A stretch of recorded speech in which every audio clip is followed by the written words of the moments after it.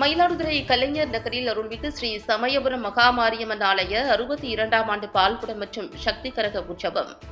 ஏராளமான பக்தர்கள் பால்குடம் காவடிகள் எடுத்து நேர்த்திக்கடன் செலுத்தினர். மயிலாடுதுறை டவுன் கலைஞர் நகரில் அருள்மிகு ஸ்ரீ சமயபுரம் மகாமாரியம்மன் ஆலயம் உள்ளது.